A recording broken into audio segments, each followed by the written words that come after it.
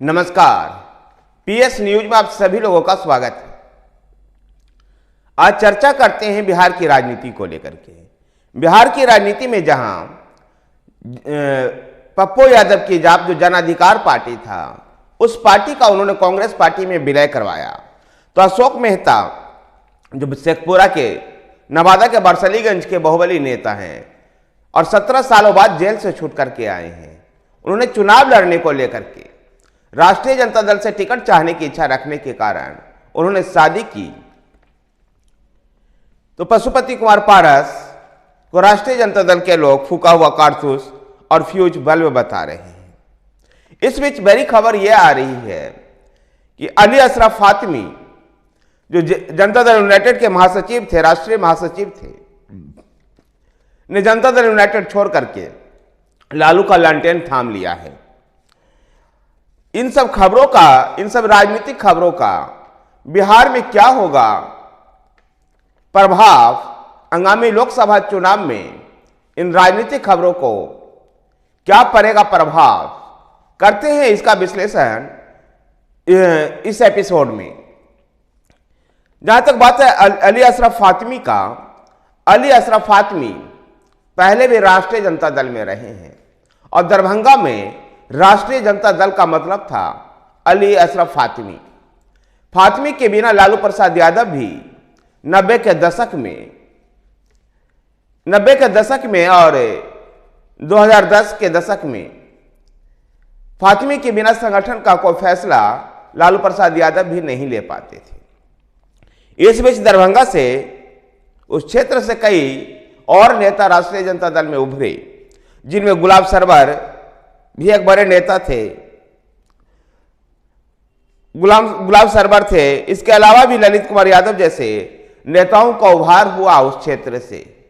लेकिन फिर भी अली अशरफ फातिमी लगातार लालू प्रसाद यादव और राष्ट्रीय जनता दल के मोस्ट सीनियर नेता बने रहे। अली अशरफ फातिमी का राजनीतिक कैरियर आगे बढ़ता रहा और 2004 में उनकी राजनीतिक कैरियर जब और चमके, जब मनमोहन सिंह सरकार में अली अशरफ फातिमी को राज्य मंत्री बनाया गया। 2009 और 2014 में वो चुनाव हार गए और वो उस समय चुनाव हारे जब राष्ट्रीय जनता दल से लालू प्रसाद यादव का प्रभाव कम हो रहा था और तेजस्वी यादव की पकड़ राष्ट्रीय जनता दल में बन रही थी। 2019 में अब्दुल बारी सिद्दीकी को टिकट दिया गया था दरभंगा से, और दरभंगा से अब्दुल बारी सिद्दीकी को टिकट देना ही था कि अली अशरफ फातिमी नाराज हो गए थे। अब्दुल बारी सिद्दीकी दरभंगा से रिकॉर्ड वोटों से हारे और सिद्दीकी तो हार गए, अब्दुल बारी सिद्दीकी तो हार गए, लेकिन असली परेशानी अली अशरफ फातिमी के साथ था। और सिद्दीकी के हार के पीछे यह कहा गया था कि संगठन तो राष्ट्रीय जनता दल का संगठन तो अली अशरफ फातिमी के साथ था और बिना संगठन के अब्दुल बारी सिद्दीकी चुनाव कैसे जीतते। और यही नाराजगी थी अली अशरफ फातिमी की, और इसलिए अली अशरफ फातिमी ने राष्ट्रीय जनता दल से त्याग पत्र दे करके, राष्ट्रीय जनता दल के प्राथमिक सदस्यता छोड़ करके जनता दल यूनाइटेड को उन्होंने ज्वाइन किया। जनता दल यूनाइटेड उनको राष्ट्रीय महासचिव भी बनाया। लेकिन अब चुनाव के इस बेला में अली अशरफ फातिमी ने जनता दल यूनाइटेड को भी बाय बाय कह दिया है और फिर से उन्होंने लालू प्रसाद यादव की लालटेन थाम ली है। और जहां इसकी चर्चा है कि अली अशरफ फातिमी को दरभंगा से उम्मीदवार भी बनाया जा सकता है।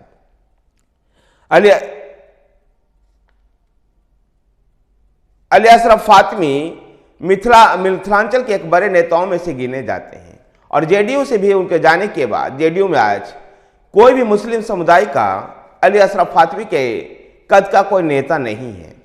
देखना है कि जेडीयू इसकी भरपाई कैसे कर पाती है।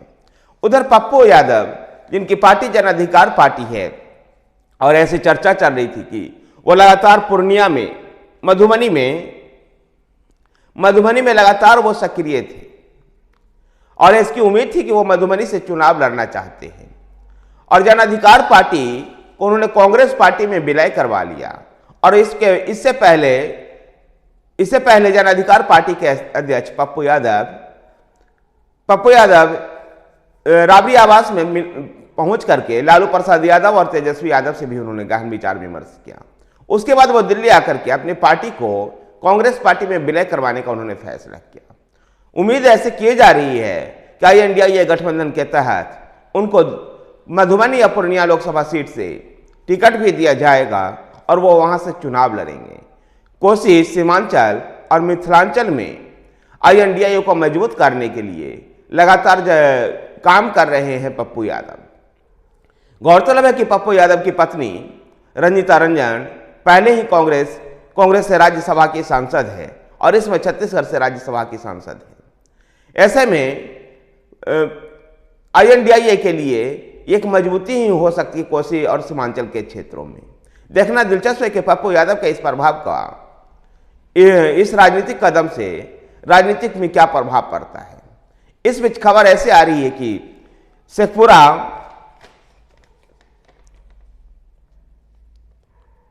नवादा जेल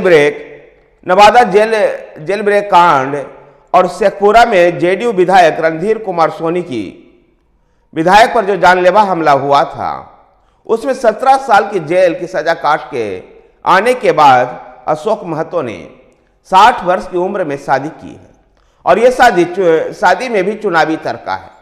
और वो चुनावी तर्का यह है कि कानून के हिसाब से अशोक महतो चुनाव नहीं लड़ सकते हैं और जब चुनाव नहीं लड़ सकते और उनके चुनाव लड़ने की इच्छा है तो लालू प्रसाद यादव की सलाह पर अशोक महतो ने पटना के बख्तियारपुर में उन्होंने शादी रचाई है और अब उनकी पत्नी को संभवतः राष्ट्रीय जनता दल मुंगेर से चुनावी मैदान में उतारेगा, जहां जनता दल यूनाइटेड के ललन से चुनाव लड़ेंगे।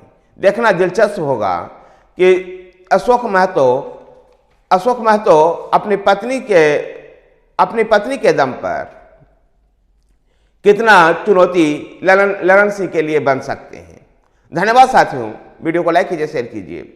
हमारे साथ बने रहने के लिए हमारे चैनल PS न्यूज को सब्सक्राइब कीजिए। धन्यवाद।